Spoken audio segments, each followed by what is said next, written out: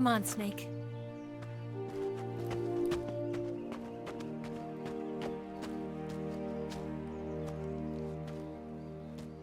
We made it. We made it. Over there.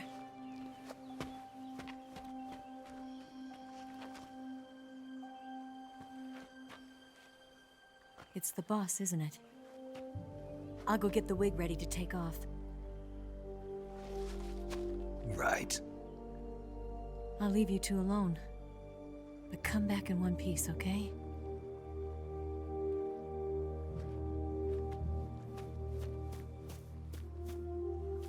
Promise me!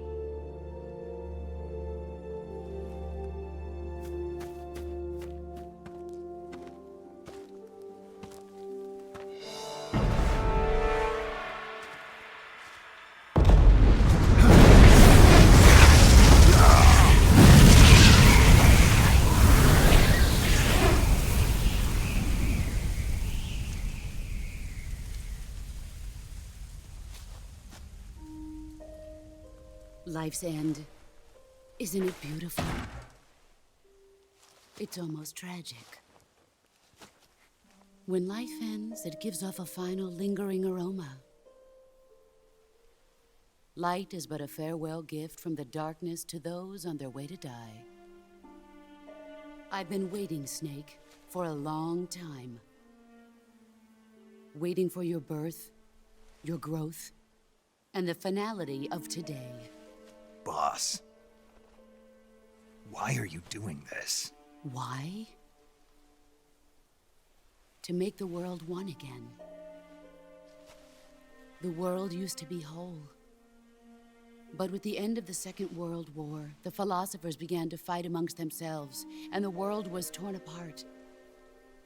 The Cobras, my comrades who trained and fought alongside me, were torn apart as well.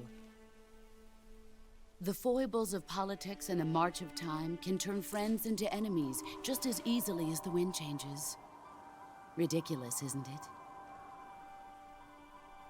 Yesterday's ally becomes today's opposition. And this Cold War?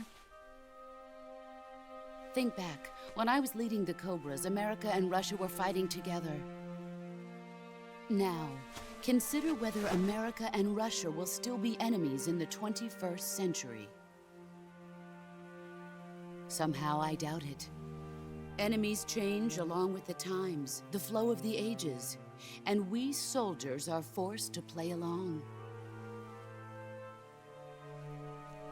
I didn't raise you and shape you into the man you are today just so we could face each other in battle.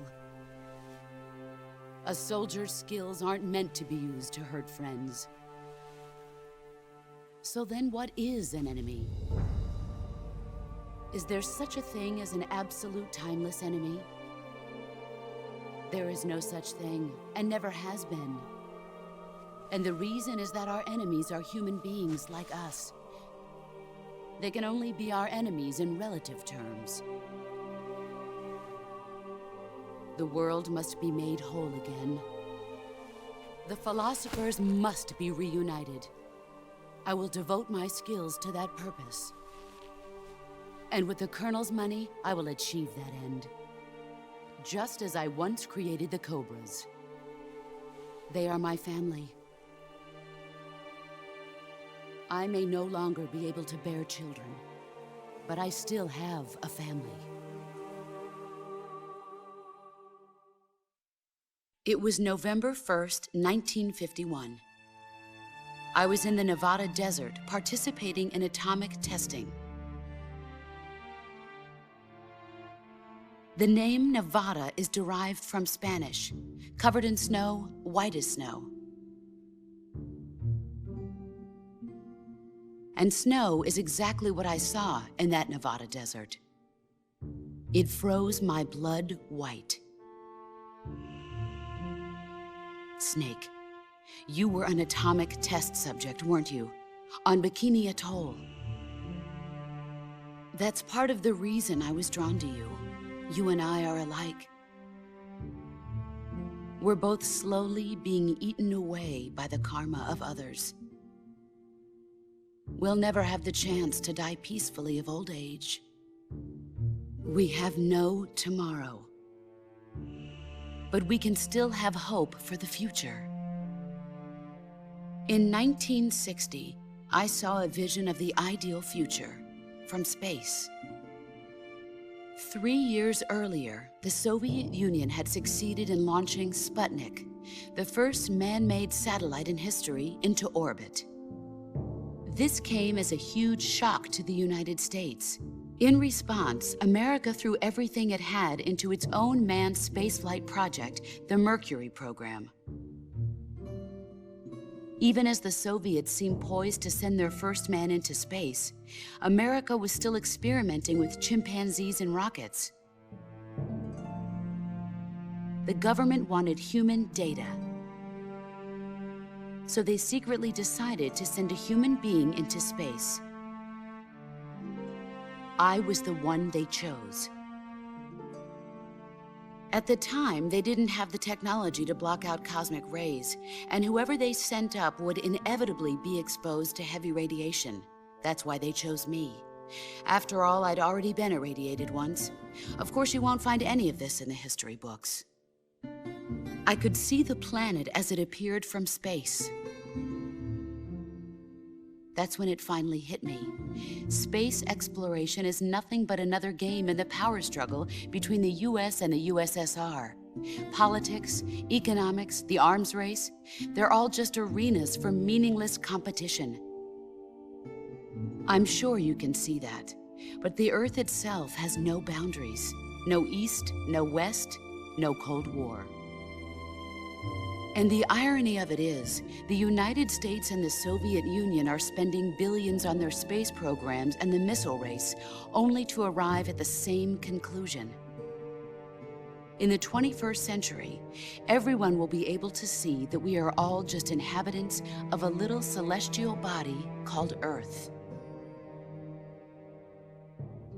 A world without communism or capitalism, that is the world I wanted to see. But reality continued to betray me. In 1961, I was sent to Cuba, to Bahia de Cochinos. It was part of a CIA-sponsored invasion under the guise of taking Cuban exiles back to their country. But the US government betrayed them. Our weak-kneed president held back their air support. Defenseless, the exiles were annihilated by the Cuban army. All I could do was watch in silence.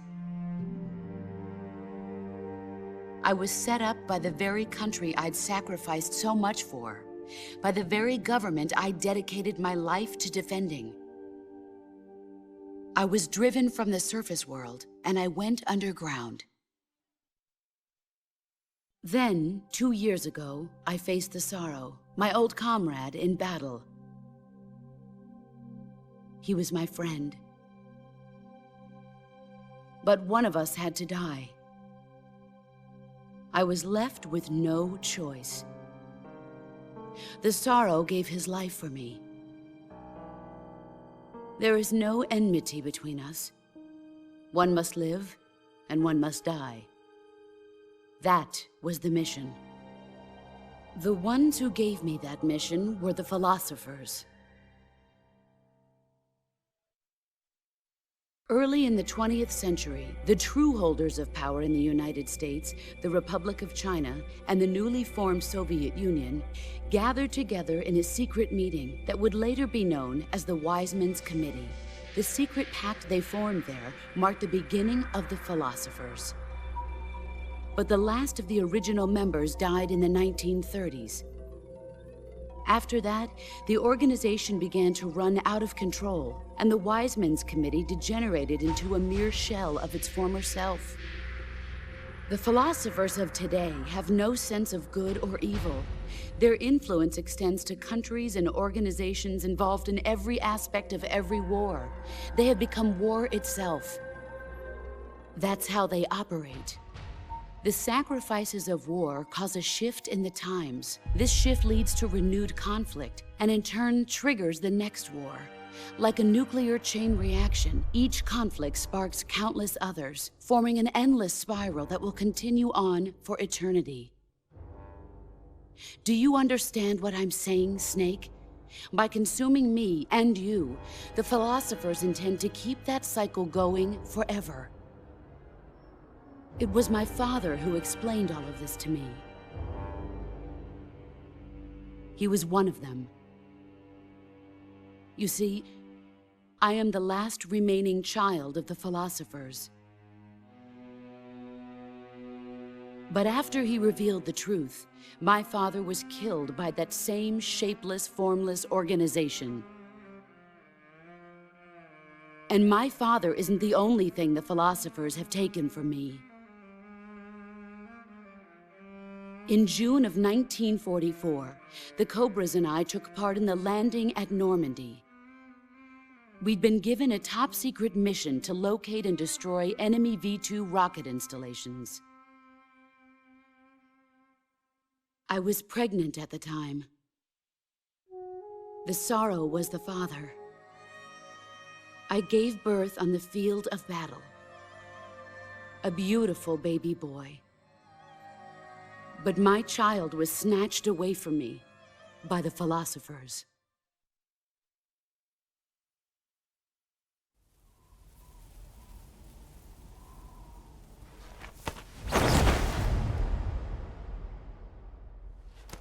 Look at this scar. This is proof that I was once a mother. I gave up my body and my child for my country. There is nothing left inside me now. Nothing at all. No hatred, not even regret. And yet sometimes at night, I can still feel the pain creeping up inside me, slithering through my body like a snake.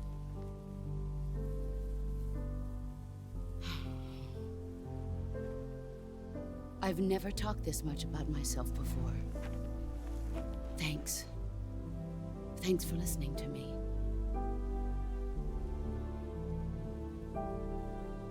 I feel content. Snake, commence the operation. I raised you. I loved you. I've given you weapons, taught you techniques, endowed you with knowledge.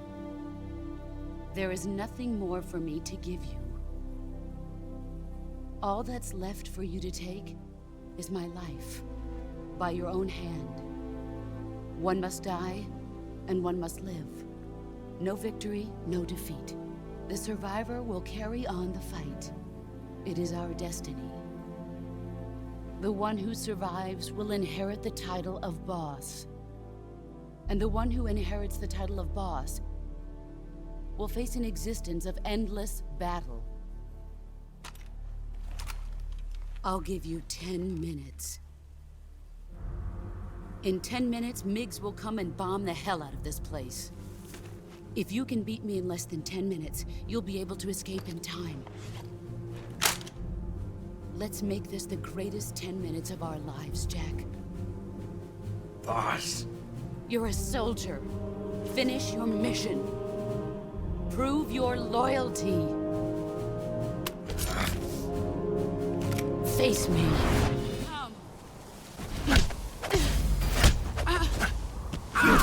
Excellent, Jack.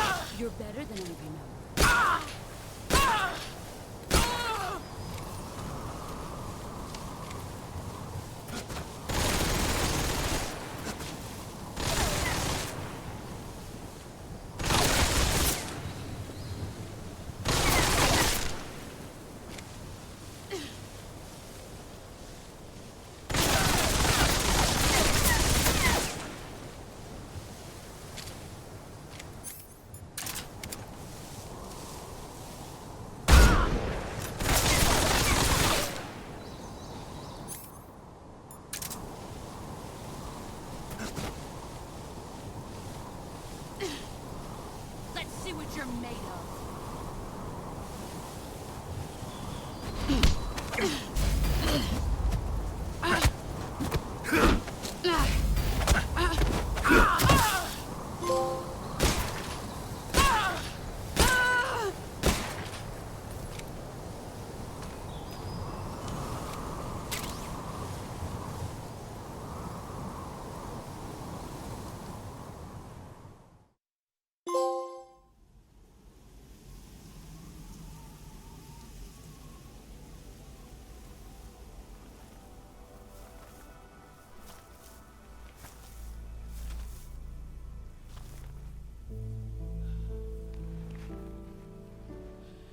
Take this.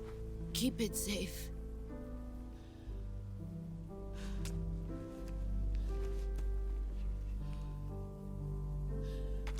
It's our only hope.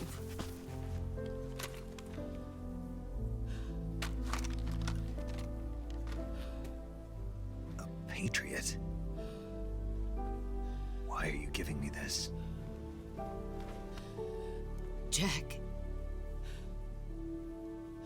Or should I say, Snake. You're a wonderful man. Kill me. Kill me now. Do it.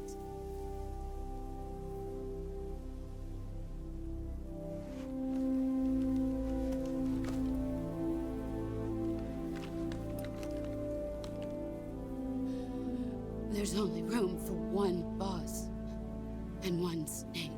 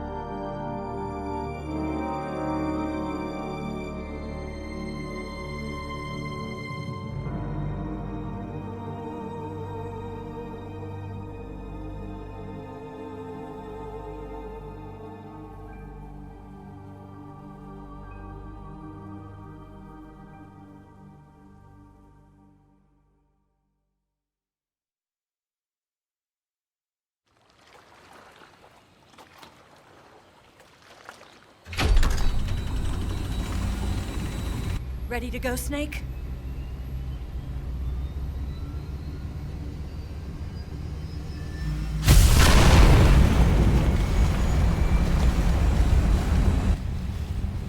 Are you okay? Snake? Yeah.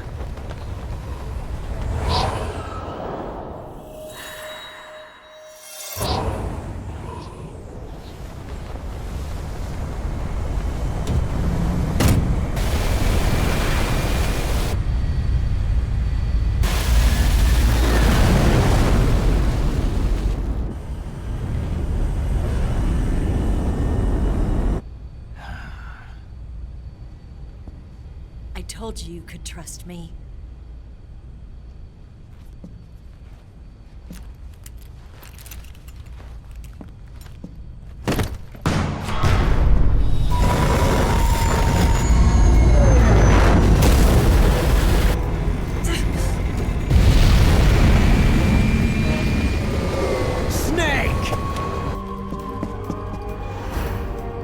Ocelot! We're not done yet!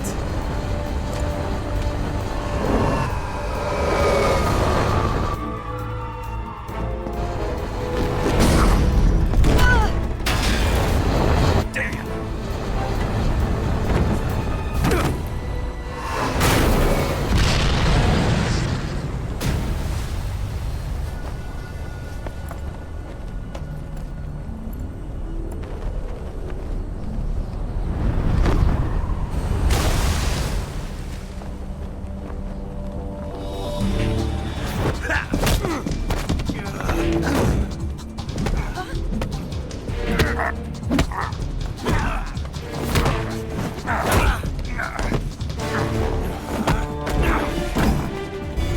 Too heavy!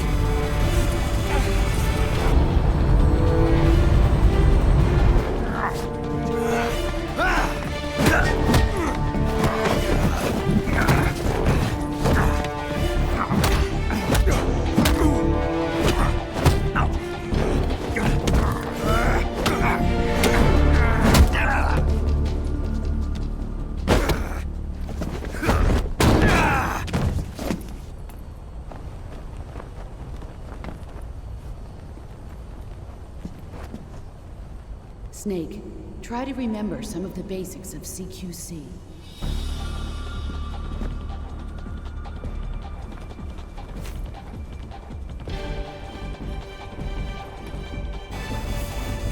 Not good!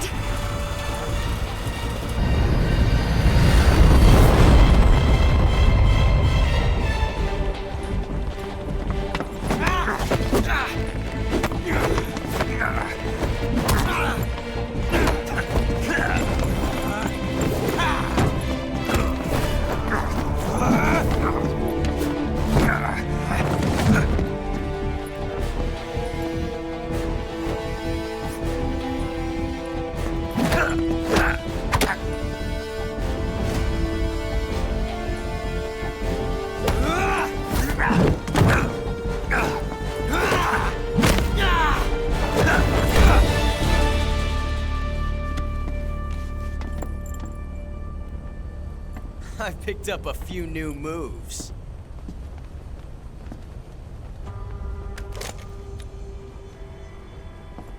Huh. It doesn't feel right to shoot an unarmed man. But I'll get over it. Eva!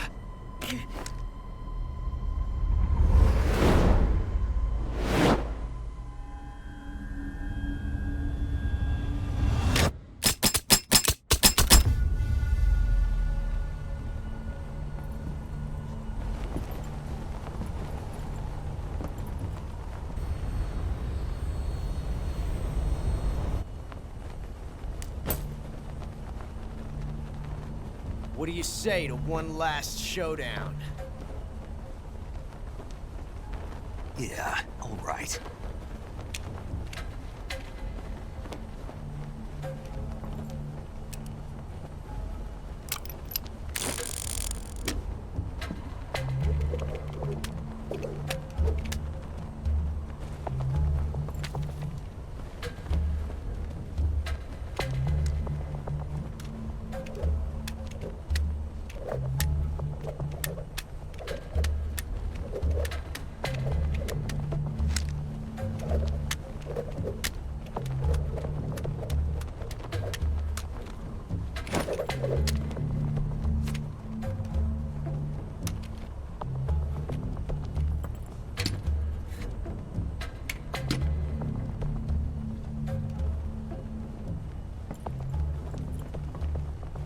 What's your name? Snake. No. Not that name. You're not a snake, and I'm not an Ocelot. We're men with names. My name is Adamska. What's yours? John. Very well, John. Plain name. But I won't forget it.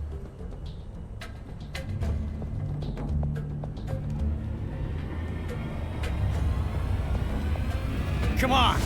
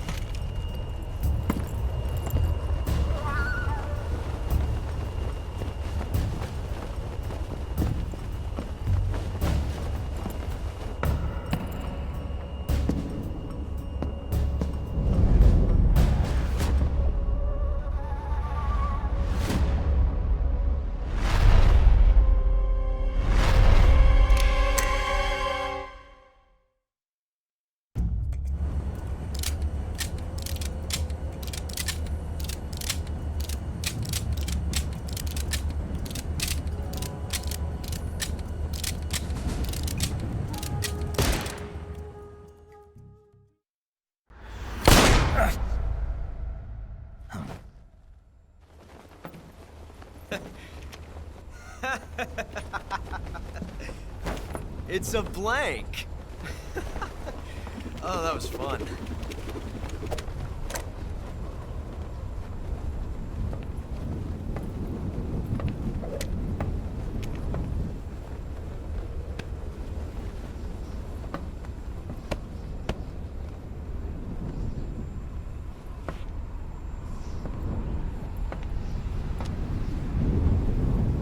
Till we meet again, John.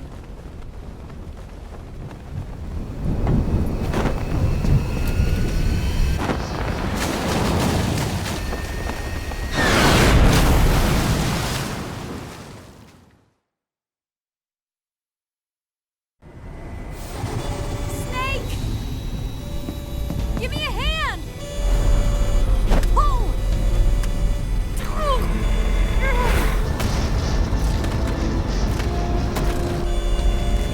Come on, pull up!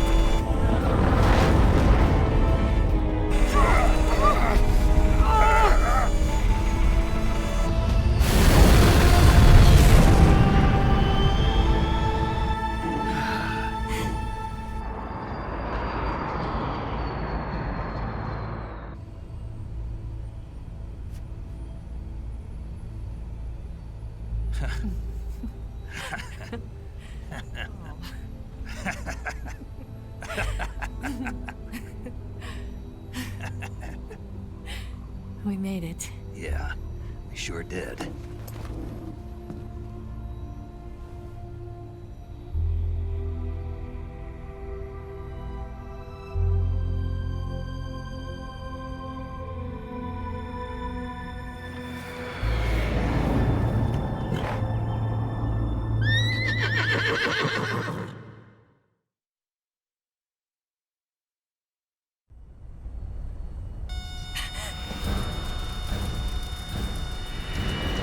Oh no, Miggs!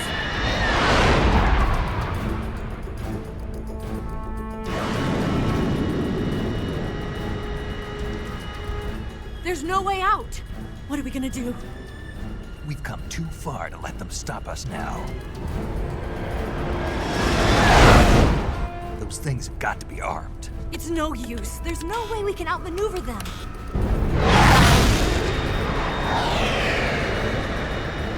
They're gonna shoot us down. We were so close. Weapon systems on.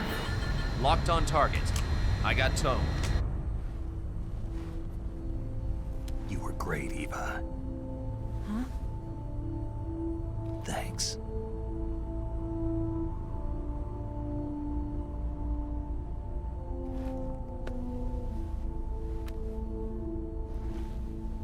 Oak 19, this is Control.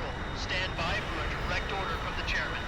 Oak 19, return to base immediately. Do you read me? This is a direct order from Comrade Khrushchev. Return to base immediately. Oak 19, do you copy? Understood. Aborting mission. RTB. Look! The MiGs are turning back! Woo!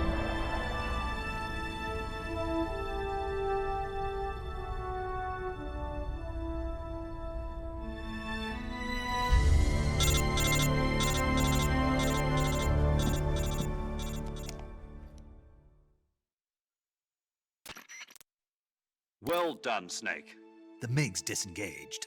Most likely under orders from Khrushchev. Is this his way of helping us? Who knows?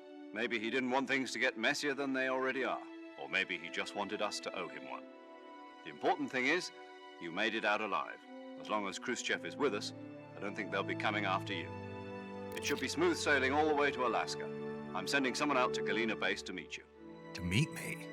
The DCI and the President himself are waiting at Langley. Don't keep them waiting.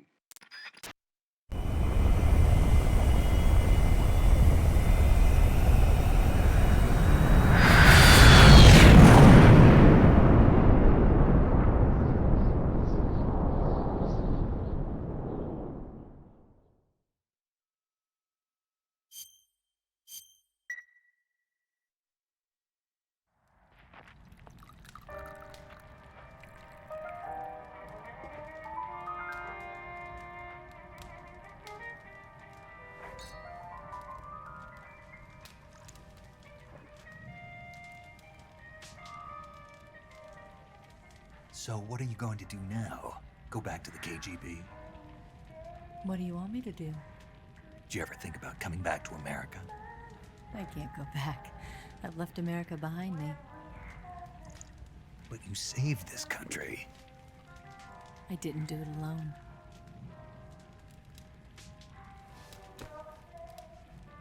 And I still owe you a dinner.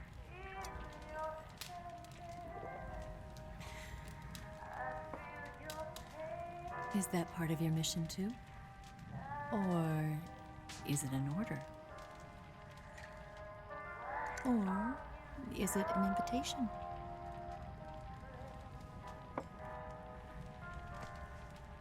Or a proposal? I don't take orders from anyone now.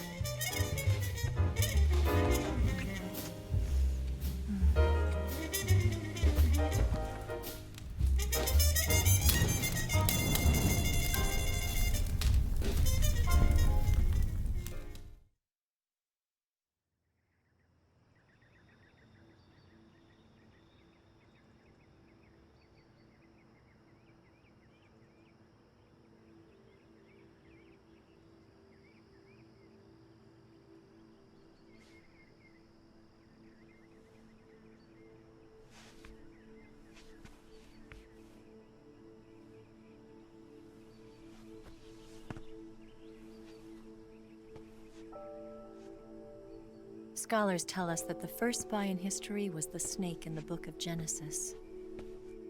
In that story, it was Eve who was tempted by the snake in the Garden of Eden. But this time around, it was I who tempted the snake and got away with the forbidden fruit of knowledge. Forgive me, Snake.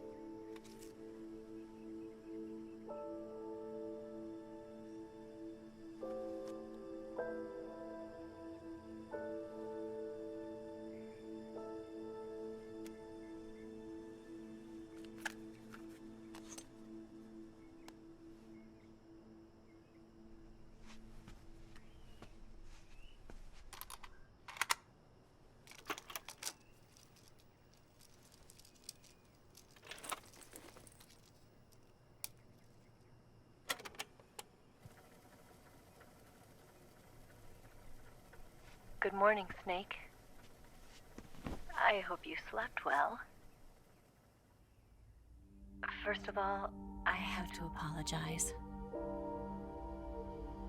I wasn't sent by Khrushchev.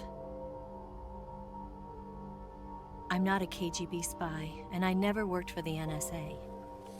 I'm an agent of the People's Republic of China for the General HQ 2nd Department of the People's Liberation Army. It was all a lie.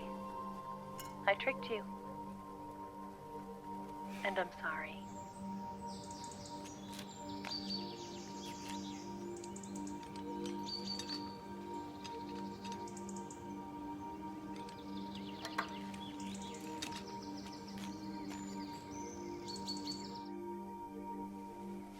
The philosophers still exist in China, too. You see, my mission was to find out where Volgin was hiding the philosopher's legacy and steal it. So I infiltrated his base as a KGB spy. The 2 NSA codebreakers who defected in 1960 were actually both men. The real Adam never showed up at the meeting place, saving me the trouble of having to eliminate him. I sneaked in by pretending I was Eva. And you and Sokolov and Volgin, you all believed me. The philosopher's legacy was originally held in common between the US, Soviet Union, and China. We couldn't let the Russians and the Americans take it all for themselves. The Chinese government had its eye on the legacy, too. I got the film containing the legacy, and also the nuclear missile launch data from the Shagohod. 5 years ago, the Soviet Union stopped supplying us with nuclear weapons technology. Since then, China's Liaodong easing, hydrogen bomb, and space rocket projects have fallen behind. But with this data, our country will be able to develop its own nukes. We'll create a deterrent force to rival those of the US and Soviet Union. Everything has gone according to plan, thanks to your help. I, too, am one of the philosophers. I'm an agent of the philosophers, a graduate of one of their charm schools. I was raised in a joint US-Soviet-Chinese facility to become a sleeper agent. This was before the war. Back then, they were collecting children from all over the world. As a result, I'm indistinguishable from a native-born American. So it didn't surprise me when you and Volgin couldn't tell the difference. But she knew right from the beginning. She knew because before the war, she was at one of the philosopher's schools too, as an instructor. The boss was the only one I couldn't fool. She was the only one who knew I was a fake. She told me everything. Why did she open her heart to me like that? At the time, I couldn't understand it. But now, I think I do. Snake. She wanted you to know the truth. She chose me to tell you. That's why she saved my life. I've lied to you so many times, but not this time. My orders from the government were to obtain the legacy and to eliminate everyone who knew the truth about what happened. In other words, I'm supposed to kill you.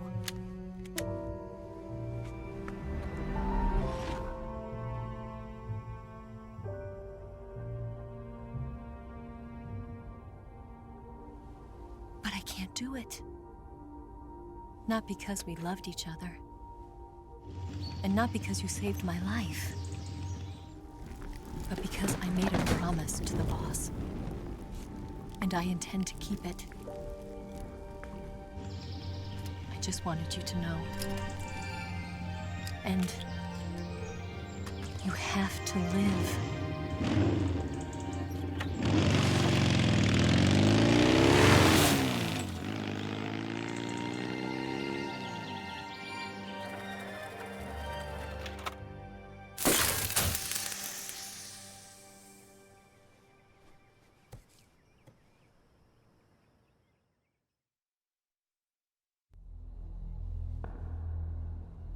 Snake, Listen to me.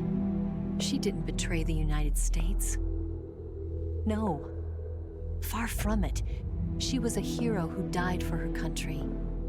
She carried out her mission knowing full well what was going to happen. Self-sacrifice. Because that was her duty.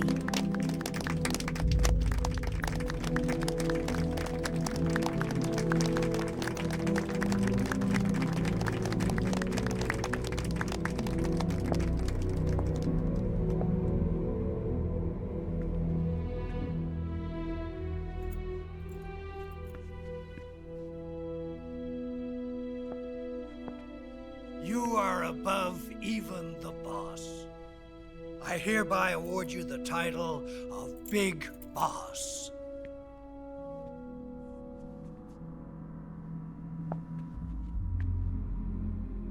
You are a true patriot.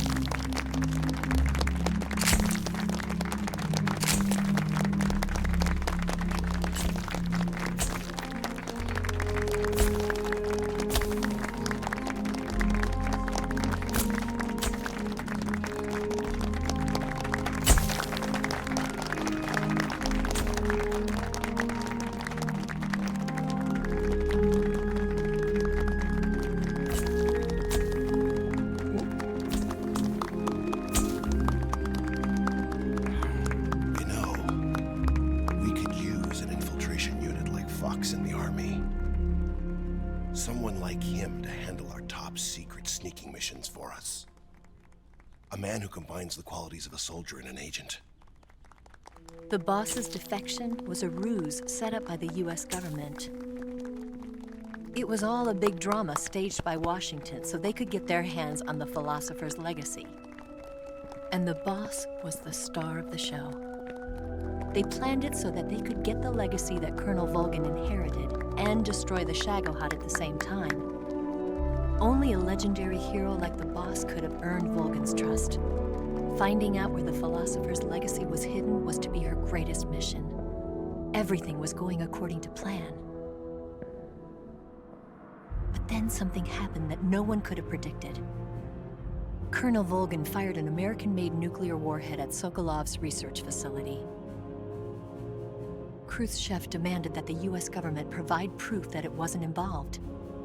They couldn't just abort the operation to steal the legacy. So the operation itself was greatly expanded and revised. The authorities in Washington knew that in order to prove its innocence, they'd have to get rid of the boss, and that one of their own would have to do the job. The public couldn't be allowed to find out about it. Not ever. This, they concluded, would be the best way to keep the whole thing under wraps. The boss wouldn't be allowed to come back home alive, and she wouldn't be allowed to kill herself. Her life would be ended by her most beloved disciple. That was the way the government wanted it. That was the mission she was given, and she had no choice but to carry it out. Her death at your hands was a duty she had to fulfill. Out of duty, she turned her back on her own comrades. A lesser woman would have been crushed by such a burden. The taint of disgrace will follow her to her grave. Future generations will revile her. In America as a despicable traitor with no sense of honor. And in Russia as a monster who unleashed a nuclear catastrophe. She will go down in official history as a war criminal. And no one will ever understand her. That was her final mission. And like a true soldier, she saw it through to the end. But I think she wanted you of all people, to know the truth. She wanted to live on, in your memory. Not as a soldier, but as a woman. But she was forbidden to tell you herself. And that's why she told me. Snake, history will never know what she did. No one will ever learn the truth. Her story, her debriefing, will endure only in your heart.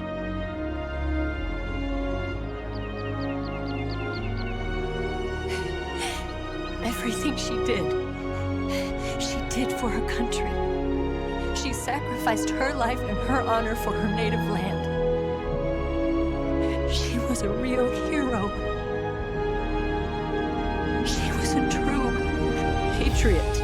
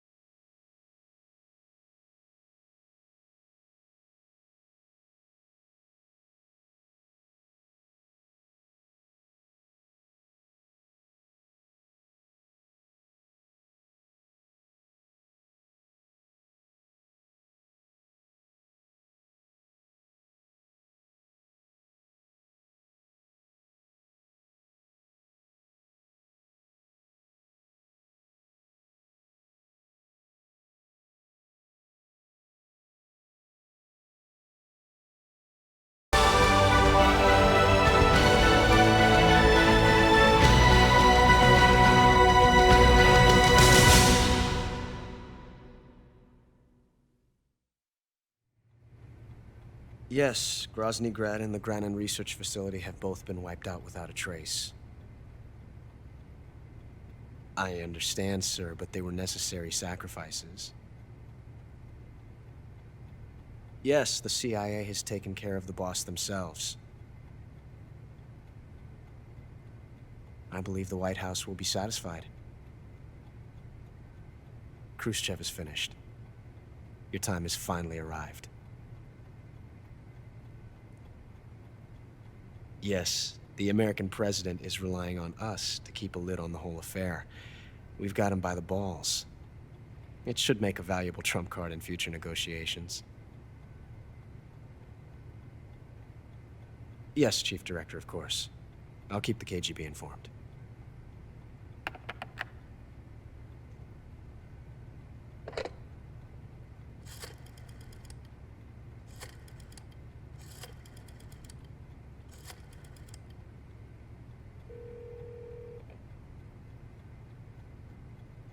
Yes, it's me. The boss has accomplished her mission. The philosopher's legacy is now safely with us, in America's hands. With this money, yes, the philosophers can finally be revived. The film we handed the Chinese was a fake. Peking must be in an uproar right about now. I'm afraid so. Only half the money has made it back to the United States. The KGB must still have part of the legacy. Yes, the weapon has been reduced to ashes. That's right. Grozny Grad has been obliterated by the Davy Crockett we brought in as well. Yes, that was the boss's work too. Speaking of which, I've obtained something from Granin that you might find interesting. It's a revolutionary new nuclear attack system. Perhaps it might just come in handy someday. Yes, we have Snake to thank for that. Khrushchev believed it as well. Yes, they bought our story. I don't think they'll be making a fuss. The secondary alert has been lifted as well. And the Soviets still haven't discovered my true identity. They have no idea that I've been triple-crossing them. I will continue my activities as a contact for the new government. Yes, it appears that no one knew that I was Adam. Of course, I'm always at the CIA's disposal, Mr. Director.